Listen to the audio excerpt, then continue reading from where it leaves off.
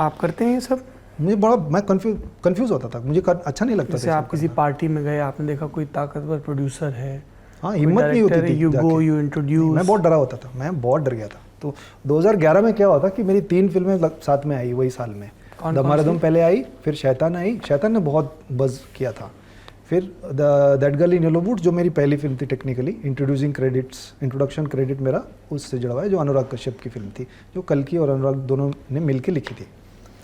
तो ये 3 आए, तीनों के लिए मेरे लिए रिव्यूज़ बड़े अच्छे थे। तो बहुत अटेंशन मिलने लगा, अलग अलग जगह से, जर्नलिस्ट से मिलने लगा, फिल्मी दुनिया से लोगों से मिलने लगा। बड़े बड़े स्टार जो थे, उन्होंने मेरी फिल्म देखी हुई थी शैतान, वो आके बात करने लगे।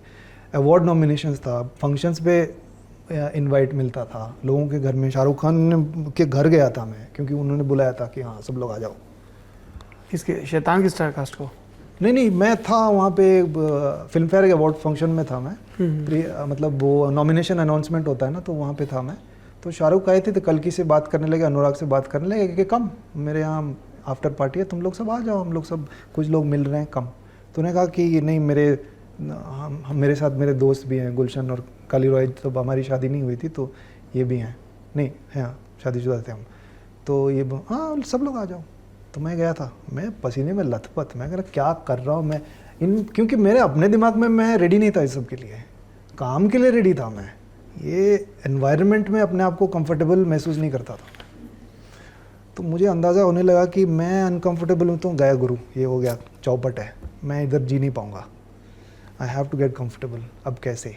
सो धीरे धीरे आप जब तक, तो मुझे लगने लगा कि मैं कॉन्फिडेंट तो हूँ अपने क्राफ्ट को लेकर, लेकिन अभी भी गुलशन कॉन्फिडेंट नहीं है।